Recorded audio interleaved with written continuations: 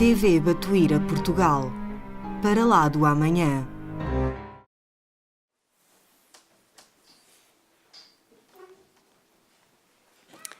Ora, o tema de estudo desta noite é o porquê da reencarnação.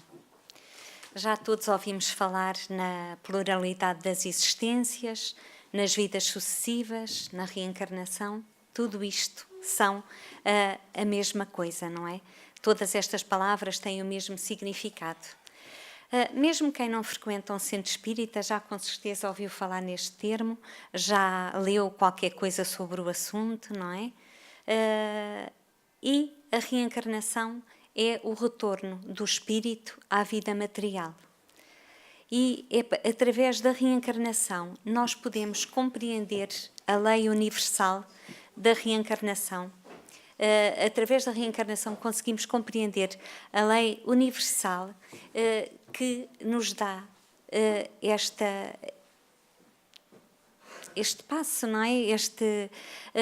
Que é decisivo, muito decisivo para compreender Deus, para sabermos onde estamos, porque é que aqui estamos e para onde é que vamos.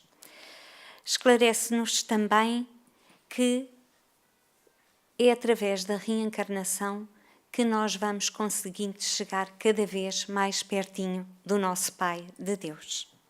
Mas vamos começar por quem somos nós. E então diz-nos Allan Kardec no livro O Céu e o Inferno que somos seres espirituais eternos em progresso, em aprendizagem, temporariamente com um corpo físico no planeta Terra. A nossa verdadeira natureza não é material, é espiritual. O estado espiritual é a situação normal do espírito, pois este deve ser o seu estado definitivo, porque o corpo espiritual nunca morre. O estado corporal é apenas transitório e passageiro. Nós todos somos criação divina, todos nós somos espíritos imortais e a todos nós Deus criou simples e ignorantes, mas gravou na nossa consciência as leis divinas e as leis naturais que nos regem e que devemos cumprir para conseguir chegar à felicidade. Todos nós estamos submetidos à lei do progresso para evoluirmos e para conseguirmos seguir rumo à perfeição. E isso conseguiremos quando tivermos superado as dificuldades e as imperfeições que todos nós ainda transportamos. E de onde é que nós viemos? Desconhecemos a origem e o modo de criação dos espíritos. Apenas sabemos que são criados simples e ignorantes, isto é, sem ciência e sem conhecimento, mas perfectíveis e com igual aptidão para tudo adquirirem e tudo conhecerem. O princípio inteligente difere do princípio material, individualiza-se e forma-se passando por diversos graus. Quem nos diz isto tudo é Allan Kardec, o nosso mestre, num dos seus livros da codificação, que é a Gênese. Mas André Luiz, nos mecanismos da mediunidade, explica-nos que temos hoje o espírito como viajante do cosmos, respirando em diversas faixas de evolução, condicionando nas suas percepções à escala de progresso que já alcançou. E esse progresso vai ficando gravado no nosso plano mental e vai ser condicionado por duas variantes. Em primeiro lugar, o tempo de evolução, ou seja, tudo aquilo que a vida já nos deu. Em segundo lugar, tudo aquilo que já demos à vida, pelo nosso esforço pessoal, na construção do nosso próprio destino. E André Luiz continua: não somos criações milagrosas destinadas ao adorno de um paraíso de papelão. Somos filhos de Deus e herdeiros dos séculos, conquistando valores de experiência em experiência, de milénio em milénio. E um autor muito querido, que é Leon Denis, diz-nos uma frase que nós às vezes ouvimos por muito lado. A alma dorme na pedra, sonha na planta, move-se no animal e desperta no homem. Desta maneira, Leon Denis está-nos a falar dos vários estágios do princípio inteligente. O princípio inteligente é criado por Deus e vai evoluindo com o passar das eras, não é? Vamos evoluindo muito devagarinho e vai estagiando pelos diversos reinos da natureza. Vai se apurando, vai se aprimorando cada vez mais as suas habilidades e ensaiando os seus conhecimentos. E o que é que vai acontecer? Vamos ver o que é que se passa através dos 3 reinos. Quando o princípio inteligente se encontra no mineral, ele, através da atração, vai conquistar a capacidade de aglutinar os elementos da matéria. E depois vai andando para o vegetal. Através do vegetal vai ter as sensações. E as sensações o que vão conquistar é a faculdade de reagir aos estímulos do meio. Vai então caminhando devagarinho para o animal. Isto aqui parece muito rápido, mas não é. Isto leva muitos bilhões de anos. E então no animal vai adquirir o quê? O instinto. E através do instinto, o que é que ele vai ganhar? Atitudes espontâneas, involuntárias, reflexas e características da espécie. E então, assim também muito devagarinho, ele vai caminhar para o hominal, onde vai adquirir a razão. E a razão vai nos trazer a consciência que o indivíduo tem de si próprio e do meio que o rodeia. André Luiz diz-nos que para alcançarmos a idade da razão, já dotados de raciocínio e de discernimento, o ser gastou bilhões de anos. Portanto, estão a ver que todos aqueles que aqui estamos, que já temos razão, já estamos muito velhinhos, não é? Já temos bilhões de anos. A partir daí vai aparecer o raciocínio, a lucidez, o livre-arbítrio e o pensamento contínuo, que é natural do homem. E a evolução dá-se da seguinte forma.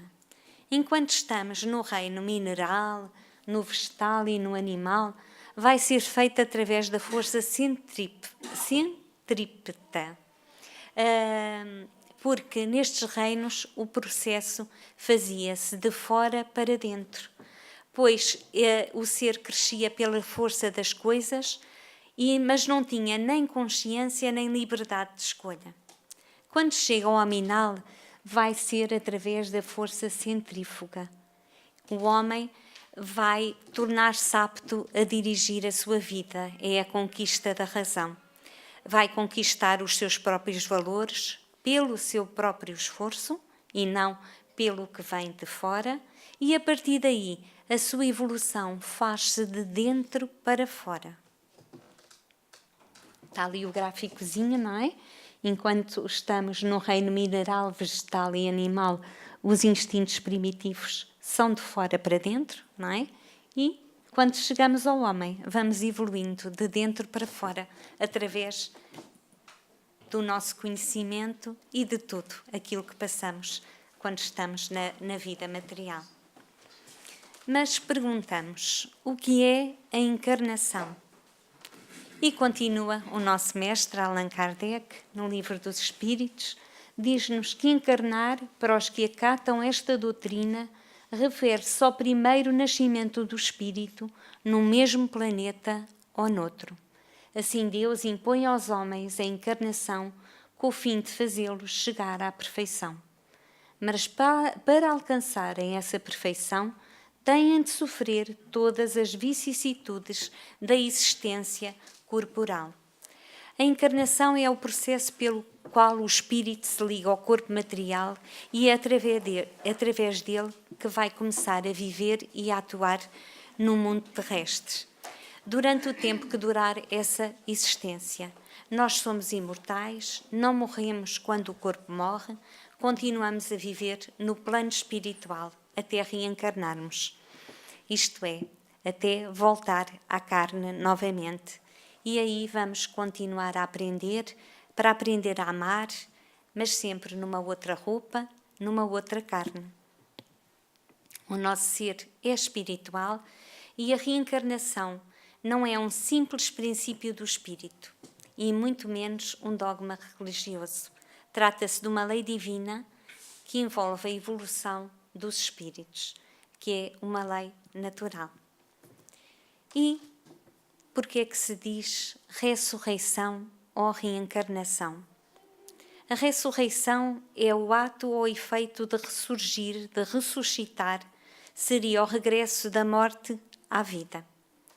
A ressurreição da carne seria um corpo que já está morto voltar à vida. Nós, cientificamente, sabemos que isso não é possível, não é?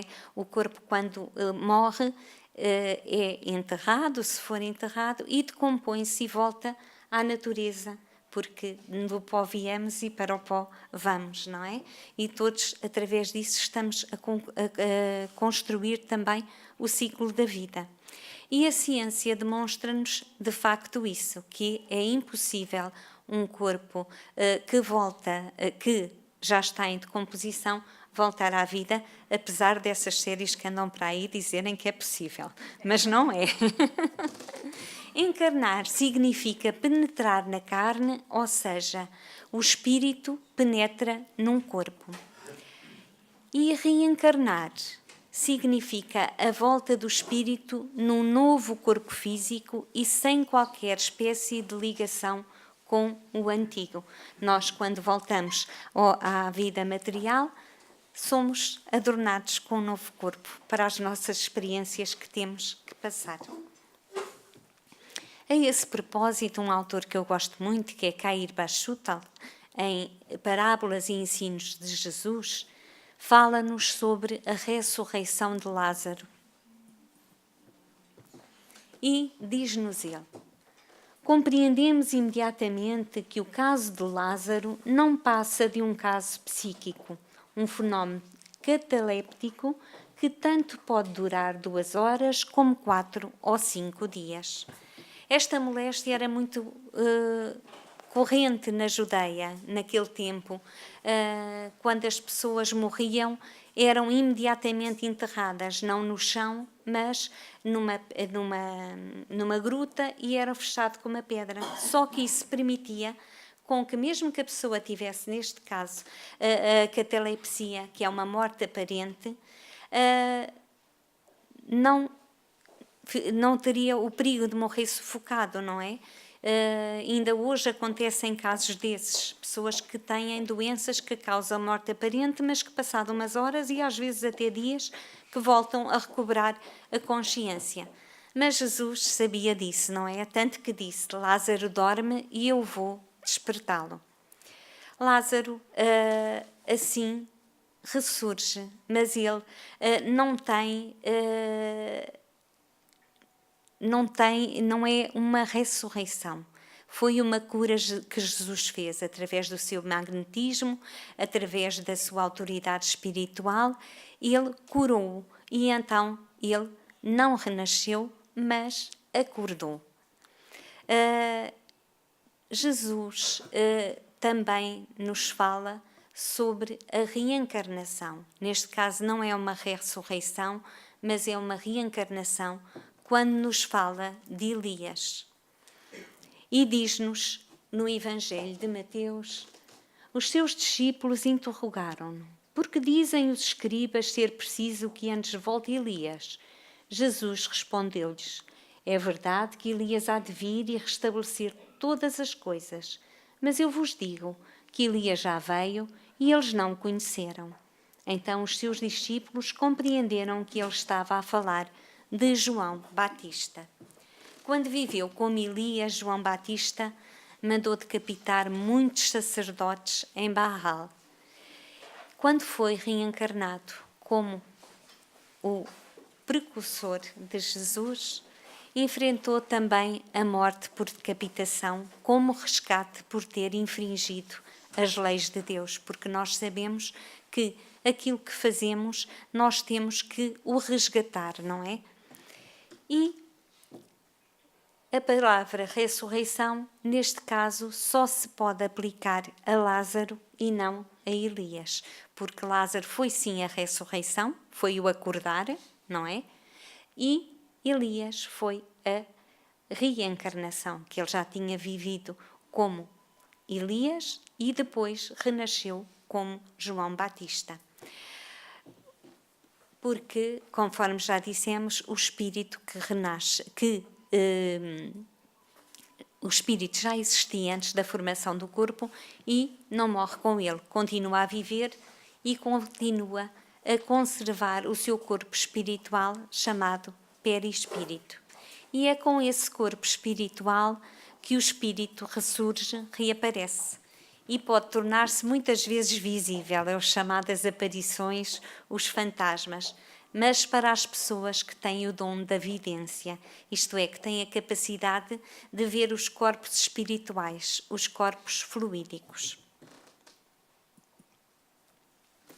E, então, falando nos corpos espirituais, será que o corpo espiritual é igual ao corpo físico? O corpo espiritual é o perispírito, que é moldado através do pensamento. Tem a aparência do corpo anterior porque o espírito assim o mentalizou, por assim se sentir ou por querer apresentar-se dessa maneira. Por isso os povos primitivos pensavam que viam o mesmo corpo já morto que tinham enterrado, mas era apenas a visão do corpo fluídico. Desculpem, apesar de não estar calor, eu estou com a garganta muito seca.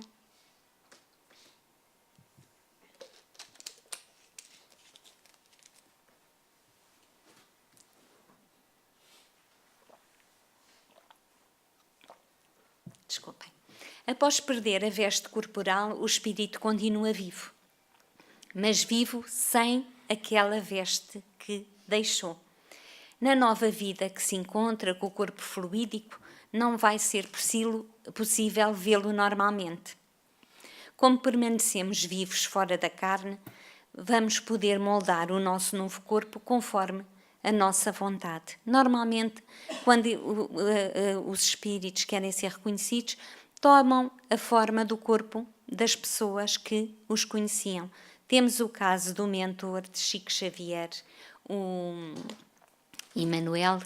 Ele, quando aparecia, ele aparecia ainda com a aparência de uma encarnação que teve há 2000 anos, do livro há 2000 anos, como Públio Lentulus, cuja história está contada precisamente nesse livro. E ele, quando se fazia ver, perceptível, aparecia precisamente sobre essa forma. Porque a reencarnação não deixa de ser um ressurgimento espiritual, porque o espírito volta a surgir e a manifestar-se entre nós. Só que a volta do espírito ao corpo espiritual é num corpo físico novo. Nada tem a ver com o corpo da sua última vida física. E por que é que precisamos de reencarnar?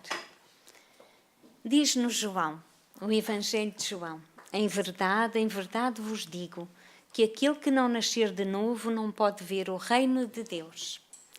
E por que é que nós precisamos de o fazer? Em primeiro lugar, para cumprir os desígnios divinos. Também temos que cooperar na obra da criação, exercendo um trabalho junto aos homens, junto à natureza e a todos os seres, porque todos estamos aqui para nos amparar e para nos ajudar uns aos outros. É o que temos feito ao longo de tantos e tantos séculos. Temos encarnado e reencarnado vezes sem conta, tantas vezes que nem sequer nos lembramos, não é verdade? Alguém se lembra de ter reencarnado? E então é desta maneira que nós alcançamos o atual estágio evolutivo em que nos encontramos. Assim, compreende-se de facto a grande diferença que existe entre a natureza das pessoas. Uns já conseguiram desenvolver-se mais em sentimentos, outros conseguiram desenvolver-se mais cientificamente. Todos nós estamos ao caminho. Não há nem espíritos mais desenvolvidos nem menos desenvolvidos. Todos nós temos o nosso tempo, porque a evolução não dá saltos. Portanto, temos o tempo. Alguns de nós já estão um bocadinho mais avançados porque já vivem há mais tempo, não é? Outros de nós estão menos avançados porque ainda são mais infantis em tempo em relação aos outros. porque não há ninguém melhor, nem há ninguém pior.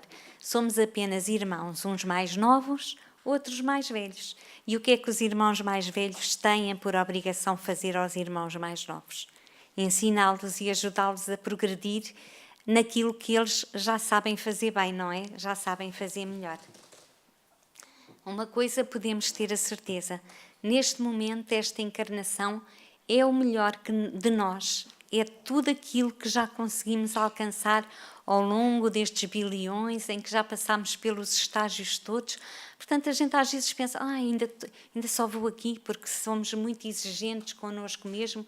Eu por mim falo, ainda não consigo fazer isto, ainda não consigo ter aqueles sentimentos puros e brilhantes que a gente deseja ter, não é? E que lê. Mas o certo é que vamos com o tempo, vamos devagarinho, interessa é sermos persistentes e termos fé, porque temos sempre irmãos mais novos, irmãos mais velhos, e em especial os irmãos mais velhos, desencarnados, tomam conta de nós e têm uma paciência infinita, porque já passaram por tudo aquilo que nós já passamos. E quando alguém passa por tudo aquilo que nós já passamos, já compreende quando o outro cai, quando o outro se magoa, quando o outro faz uma coisa menos boa, não é? E João, pelas palavras de Jesus, diz: quem não renascer da água e do Espírito não poderá entrar no reino dos céus. Porque renascer da água é o símbolo da vida material. Na vida terrestre, a água faz parte de todos nós. Diz que o nosso corpo é 70 e tal %, não é? E no outro dia descobri, e fiquei embasbacada, que através de um professor meu, que ele disse que o nosso corpo, quando nascemos, tem 90% de água. Portanto, somos só água, não é? Fazemos parte da natureza, do universo. E nascer do espírito é renovar-se moralmente. Para progredirmos intelectual e moralmente é imprescindível e inevitável que reencarnemos, porque estamos na escola e vamos passando de classe. Uma coisa é certa, não voltamos para trás. Por misericórdia divina, tudo aquilo que já adquirimos já não perdemos. Mas podemos ser assim os alunos um bocadinho relapsos, como diz o Sr. Orlando, e ficar a marcar passo no mesmo ano, não é?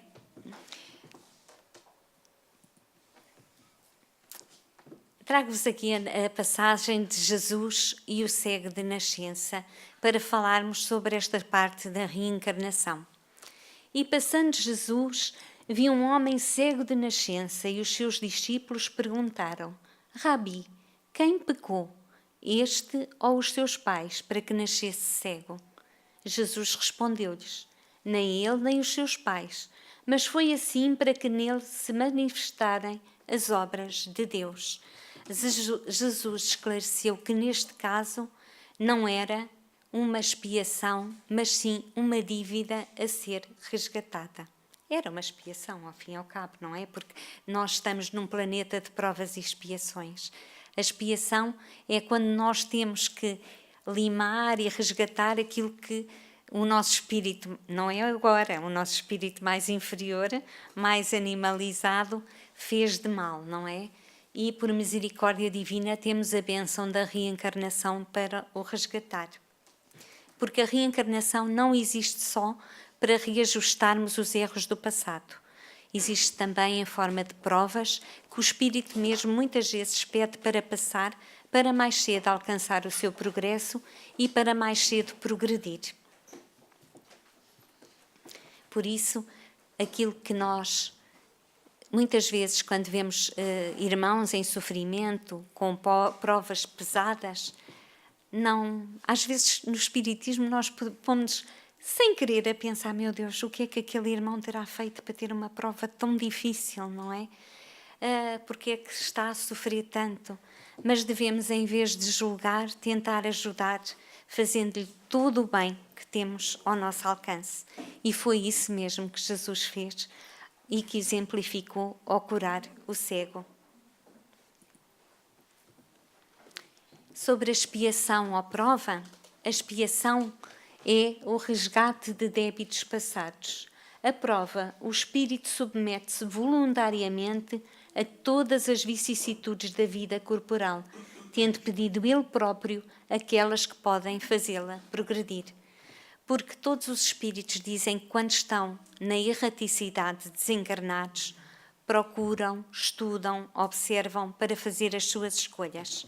E é também o que fazemos quando estamos encarnados, não é? Procuramos a melhor carreira, o nosso casamento, procuramos a melhor maneira de ajudar, de evoluir, não é? E cada carreira que seguimos é uma fase, é um período da nossa vida. E é isso que acontece também em cada reencarnação. Também estamos a saltar, a limar, a conseguir conquistar mais um degrauzinho e a evoluir mais um bocadinho. E perguntamos quando começa a ligação do espírito ao novo corpo físico. A união começa na concepção, mas só se completa por ocasião do nascimento. Começa na concepção, claro, quando o óvulo é fecundado. André Luiz descreve-nos a reencarnação de Segismundo, é nos mensageiros, não é? Não, nos missionários, eu atrapalho-me sempre com os dois. Nos missionários, quem não leu, tem um capítulo que é sobre a reencarnação de Segismundo, que é espetacular. A Rosarinha até deu uma palestra sobre isso.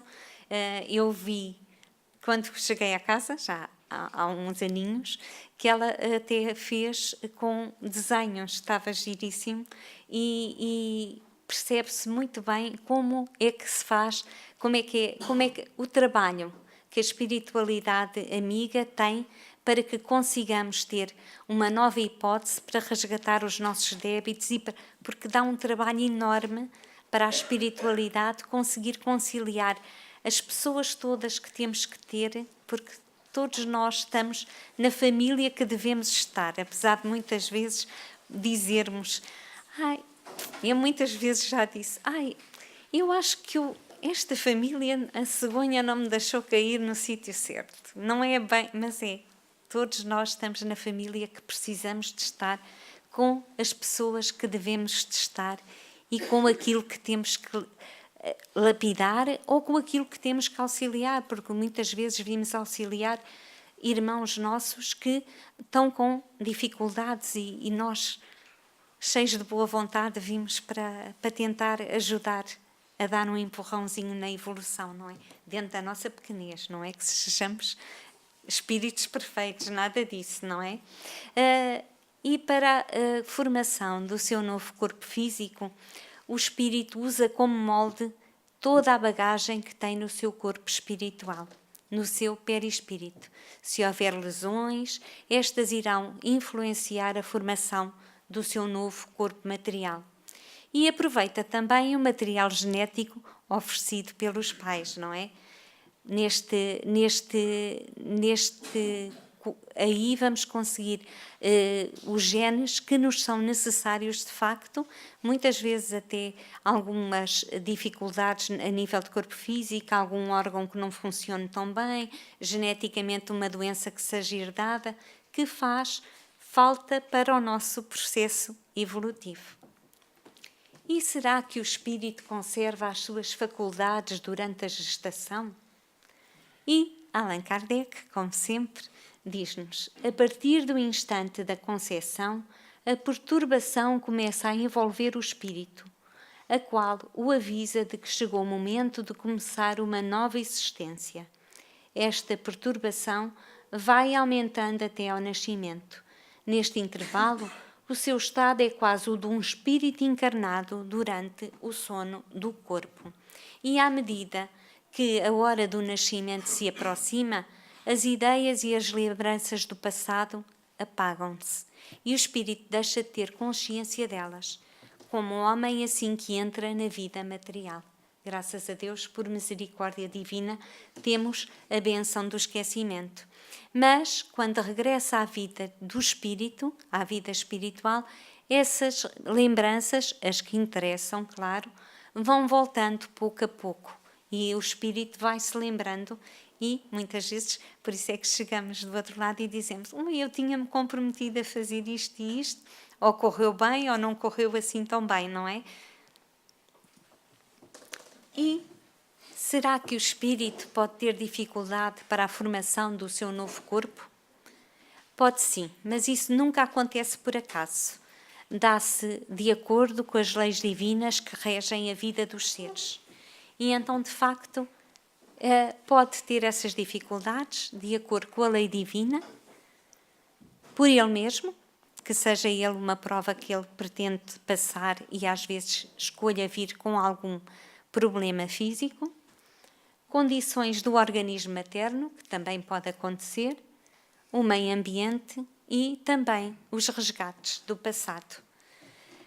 Porque através da reencarnação, como eu disse há bocado, nós vamos nos ligar à família que precisamos, vamos ter o corpo que precisamos e vamos estar onde precisamos de estar. Porque as dificuldades que aparecem nas nossas vidas muitas vezes são resgates do passado ou então provas. E essas provas vão nos ensinar e vão nos ajudar a crescer em direção ao Pai. Daí também está a nossa capacidade durante essas provas, de as superar, de as maldizer e de as evitar, não é? Dependerá dele, do nosso espírito, ser já capaz de conseguir suportar as provas com mais resignação e com a consciência de que se está a passar por isso é por algum motivo, não é? Mas o espírito também, muitas vezes, consegue o resgate se decidir trilhar os caminhos do amor e do perdão. Porque através do bem que nós façamos, também, através dele, nós vamos às vezes atrair os bons espíritos e a misericórdia divina que nos vai ajudar em certas provas, que nos vai tornar provas que às vezes poderiam ser mais pesadas, um bocadinho mais leves, e vai nos ajudar também a suportar essas mesmas provas.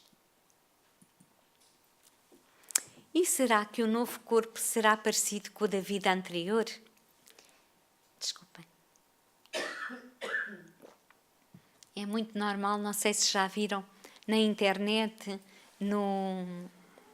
às vezes em livros, nos jornais, ver uma fotografia de um ator e depois porem um pintor do século passado, pronto, a dizer que foi a reencarnação de não sei quem. Isso não, nós pelo Espiritismo sabemos que não é verdade, não é? Porque o corpo, o espírito nunca volta com o mesmo corpo, como dissemos.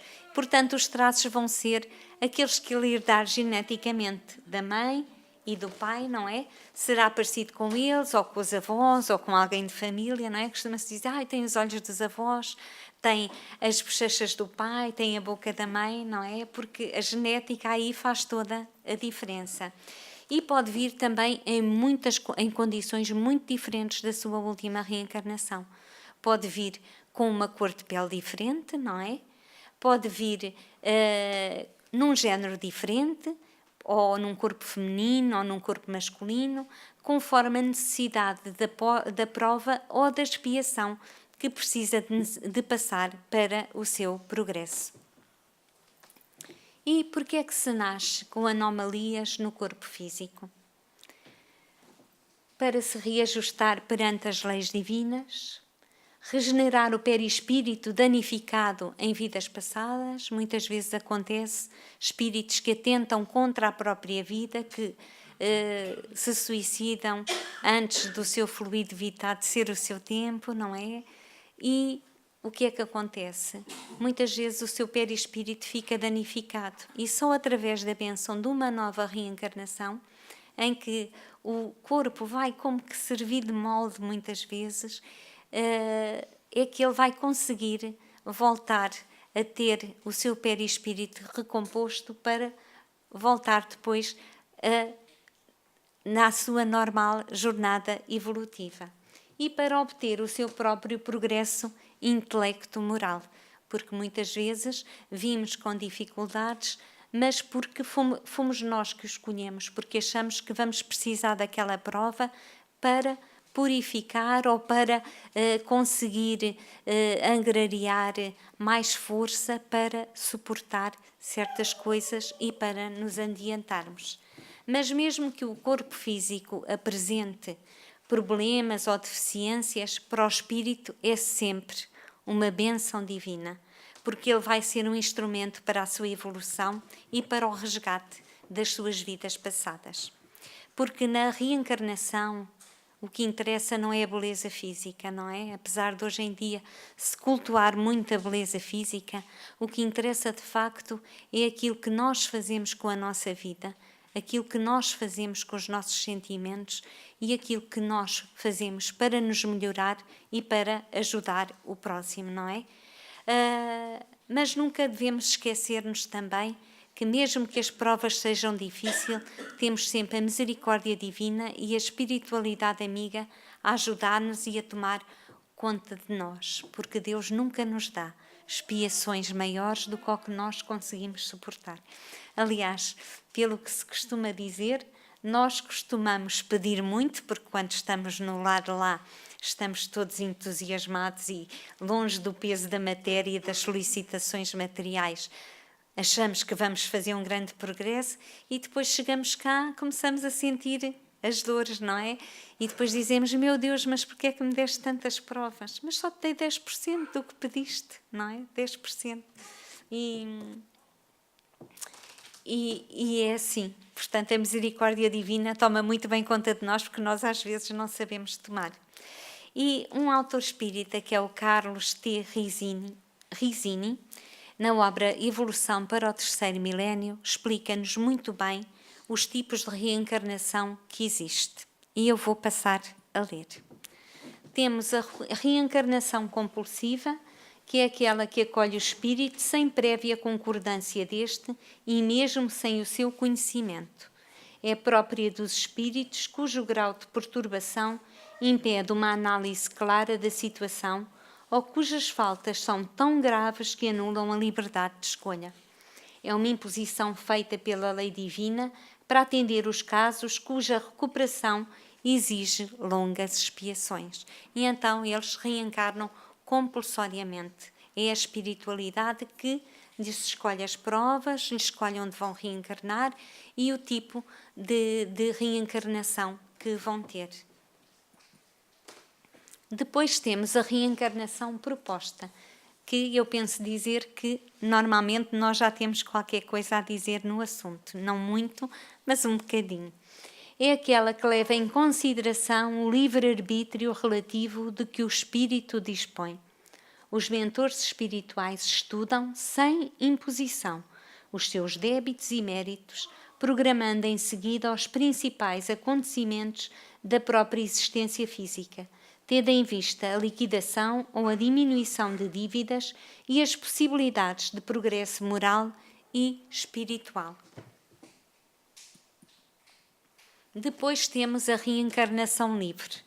É aquela que é própria dos missionários. Espíritos redimidos perante a lei divina ou próximos da redenção no plano terreno. São os que possuem ampla liberdade de escolha. Chegam ao plano material para o desempenho de tarefas elevadas em qualquer segmento do conhecimento humano, tanto nas ciências como na filosofia ou na religião. Temos o caso tão conhecido e tão falado aqui na casa do nosso Chico Xavier, não é? Que era um missionário com certeza. E por último temos a reencarnação acidental. Há circunstâncias diversas que promovem a alteração no planeamento reencarnatório, que pode ocorrer sem o detalhe necessário nos casos das reencarnações acidentais. A fecundação não estava prevista, ocorre uma união sexual fortuita e o espírito que esteja próximo do casal será atraído pelo óvulo fecundado. Mecanismos automáticos, por vezes incompreensíveis, encarregar-se-ão de proporcionar lições de aprendizagem de que o espírito nesta circunstância necessite. Nestes casos encaixam-se os reencarnantes orientes de vários acidentes, de violações, de adolescentes não protegidos, de uma série de casos onde não estava previsto, mas nada é deixado ao acaso. A espiritualidade toma conta. O suicídio é um exemplo de algo que não foi planeado antes da encarnação e que é um modo de alterar o que foi planeado, tal como falámos há bocado, não é? O espírito muitas vezes deforma o seu perispírito através por ter uma vida antes do tempo. E porquê é que esquecemos do passado quando reencarnamos? Allan Kardec responde-nos a isso. Ele diz que o homem não pode nem deve saber tudo. Deus assim o quer na sua sabedoria.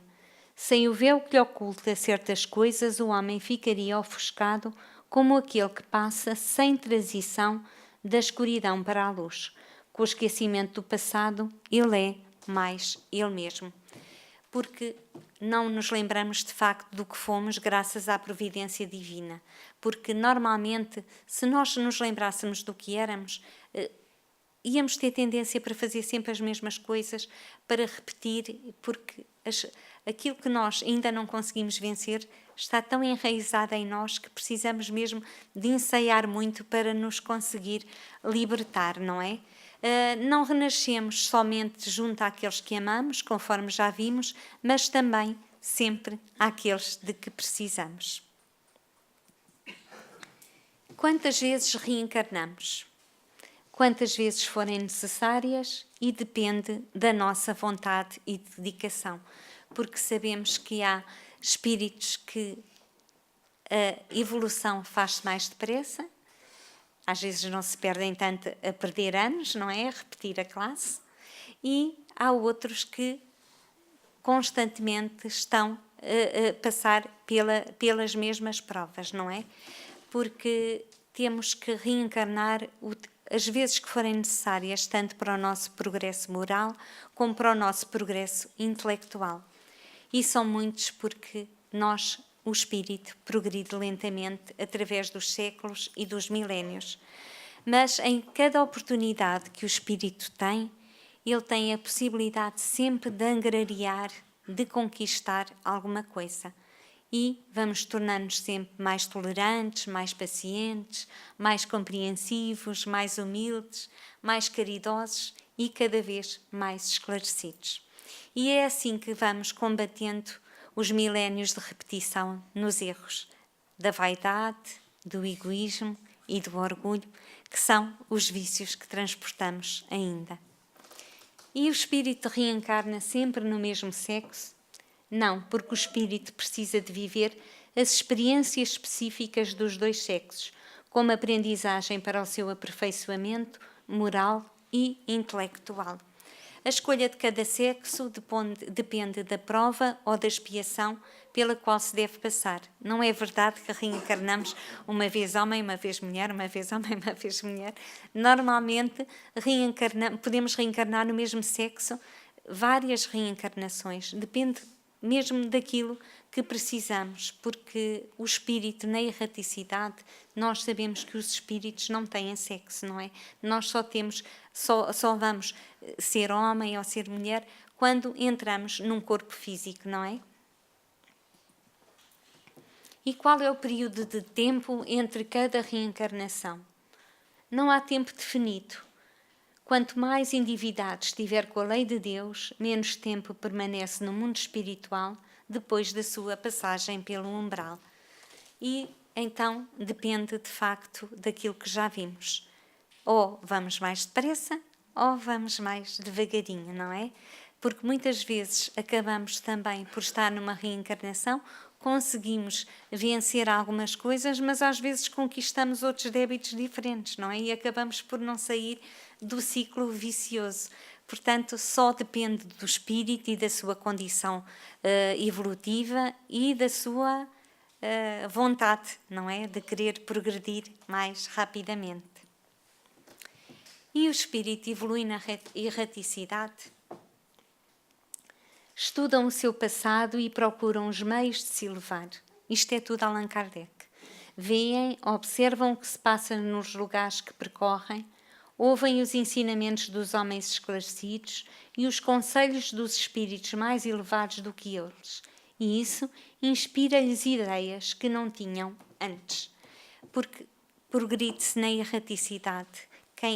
Muitos espíritos contam, aliás, André Luís diz-nos, fala-nos nas escolas que eles frequentam, no plano espiritual, onde têm a possibilidade de ter novos conhecimentos, de saber novas coisas, mas porque a evolução não está apenas subordinada ao plano material, mas é no plano material que se dá a maior evolução, não é? Normalmente, o espírito passa mais tempo no plano espiritual, onde é o seu verdadeiro lar, mas isso também vai depender dos compromissos espirituais que ele tem, não é? Quanto menos evoluído for, mais tempo ele passa na matéria. Quanto mais evoluído espiritualmente ele for, passa mais tempo no plano espiritual, porque aí já tem capacidade para aproveitar os ensinamentos que o plano espiritual lhe dá. Por exemplo, no caso dos missionários, eles que costumam vir à Terra, não é? Tal como falámos de Chico Xavier, de tantos, normalmente vêm em missão e podem passar séculos, não é? No plano espiritual. Séculos no plano espiritual. E os espíritos só reencarnam na Terra? Podem reencarnar na Terra ou noutro mundo apropriado ao seu grau de evolução. Quanto mais rápido for a sua evolução, podem passar para um mundo que esteja num grau de evolução mais elevado. E eles vão sempre reencarnar para, de facto, absorver tudo o meio e tudo aquilo que aquele plano lhe possa proporcionar. Embora não seja muito usual, eles podem reencarnar também em outros mundos da mesma condição evolutiva. Eu vou andar um bocadinho mais depressa, porque entusiasmei-me a pôr slides, e então vou... Quando é que o espírito deixa de reencarnar? Quando atinge um grau de evolução tal que já não precisa da vida material, nem dela depende para existir e realizar a sua função universal e continuar o seu progresso pessoal. É o caso dos espíritos puros, como nós sabemos o exemplo de Jesus. E se os espíritos reencarnam, porque é que a população mundial aumenta? A população espiritual da Terra não se resume à que vemos no mundo visível. Estão sempre a chegar novos espíritos à escala humana.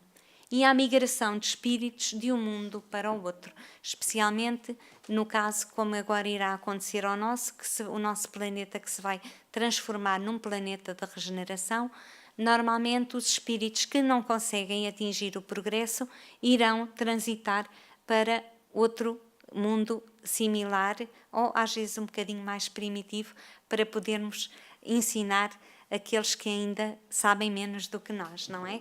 Aí, nesse caso, é a bênção divina que também nos dá a hipótese de auxiliarmos os que estão atrás de nós, e é também uma expiação, porque conhecendo o bom é muito mau voltar para mais atrás, não é?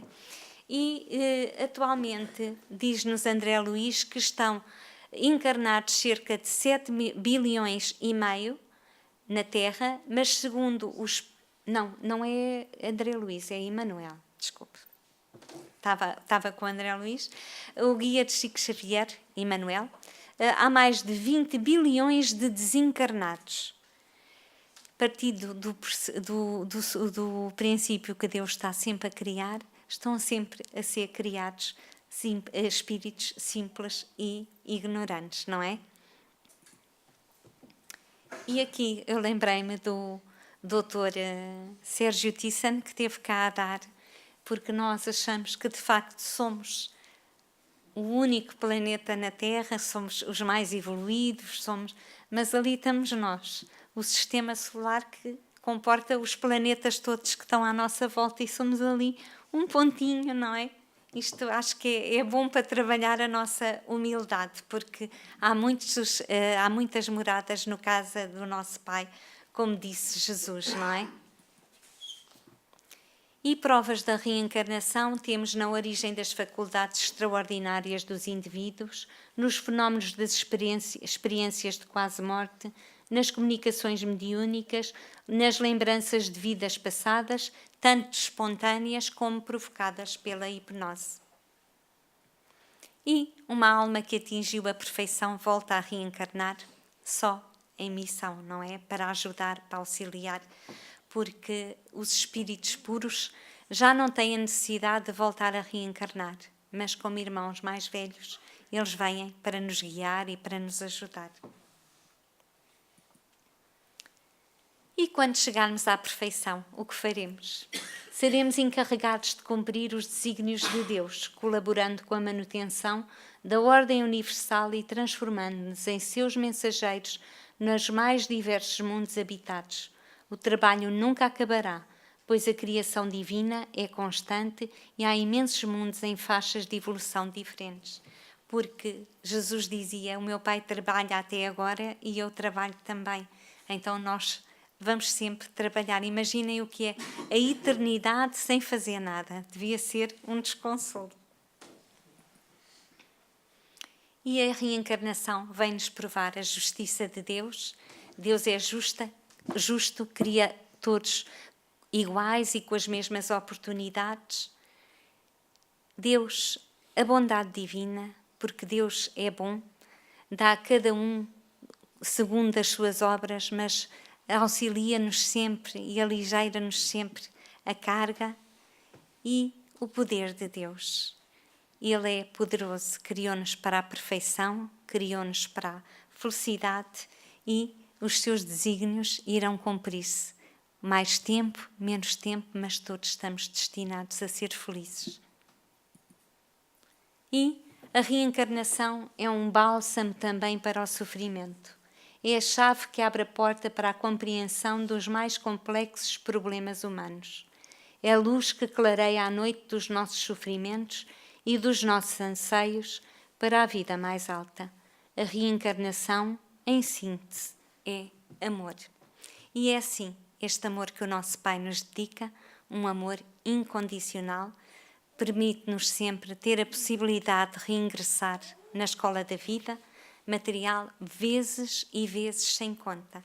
E é assim que, amparado pela bênção divina, vamos dando passinho a passinho rumo a mundos mais felizes, rumo à perfeição. E vamos desenvolver as virtudes que ainda não conseguimos, não é? O amor que Jesus nos veio exemplificar na sua curta passagem e tão intensa entre nós. E também temos que nos lembrar sempre que é através da prática do bem que nós vamos conseguindo evoluir cada vez mais e melhor, ajudando e auxiliando aqueles que Deus põe no nosso caminho. E aquilo que eu vos digo e que eu digo a mim mesma é para não perdermos tempo, para não falharmos mais reencarnações e para tentarmos dar esta reencarnação como bendita, não é? Porque Jesus deu-nos as mãos para trabalhar, deu-nos o coração para amar e nós estamos aqui para servir e para ajudar aqueles que estão atrás de nós. E Jesus espera-nos. Boa noite e bom regresso a casa.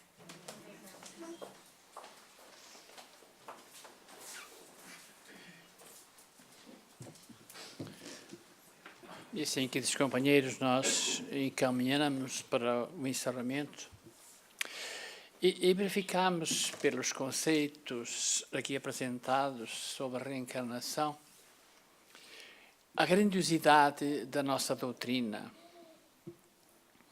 porque não encontramos em nenhuma outra religião, nem em outra filosofia, uma demonstração do que é realmente a reencarnação. Não encontramos. Só esta doutrina é que realmente nos dá a oportunidade de aprender, vivenciar, porque temos a parte mediúnica que nós estamos em contacto, as experiências em que nós vivenciamos do nosso dia a dia e verificamos para nós e perguntamos-nos se não é importante nós valorizar uma reencarnação e aproveitar nestes ensinamentos tudo o que podemos aproveitar para o nosso progresso e para a nossa evolução. Avaliar também, o que foi escrito no último slide, a bondade, o amor e a justiça de Deus, que é o nosso Pai. Porque se não fosse assim, nós diríamos que Deus não é justo, porque um vem numa cadeira de rodas, o outro vem dentro de um processo de grandeza e de tudo. Mas só a reencarnação é que explica as diferenças e os porquês e os sofrimentos deste ou daquele. E esta doutrina leva-nos a entender tudo isso e a valorizá-la e a aprender tanto quanto nos seja possível, com uma certeza de que lá de lá e na próxima reencarnação o resultado será sempre desta vida, daquilo que aqui fizemos, daquilo que angariamos de bom, qual é o material e a bagagem que levamos para o lado de lá, para vivenciar lá como espírito antes de uma nova reencarnação. É muito bonito a doutrina quando nós vivenciamos reencarnações que se processam. O que é que o espírito sofre do lado de lá porque não aproveitou a reencarnação? Quais as condições que ele vem porque, através do suicídio, interrompeu uma reencarnação? Tudo isso é esta doutrina que nos traz todo esse conhecimento e que nos leva a perguntar: vale a pena fazer nesta vida tudo quanto nos seja possível para numa outra nós vir em melhores condições? Ou ter o privilégio de reencarnar aqui na Terra novamente quando ela estiver em outras condições, em que os espíritos que estão perturbando aí sejam levados para outro mundo e o amor seja uma realidade entre todas as criaturas. É o que irá acontecer, Chico diz, talvez lá no final deste milénio, né? Mas não importa o tempo. O que importa é nós um dia conseguir esse estado de alma. Vamos então terminar, porque vocês vão para os vossos lares, e como sempre nós vamos para a oração. Porque compete-nos verificar e agradecer. Acreditamos nós que, pode apagar, que uma parte das criaturas jamais ouviram estes conceitos. A menos que estejam integrados nesta doutrina e que pesquisem, porque nós temos na nossa editora 1600 livros que explicam tudo, desde reencarnação até, enfim, todos os processos da vida do ser humano, como espírito e como encarnado. Aí sim poderão ter conhecimento. Fora disso, ele é mais difícil.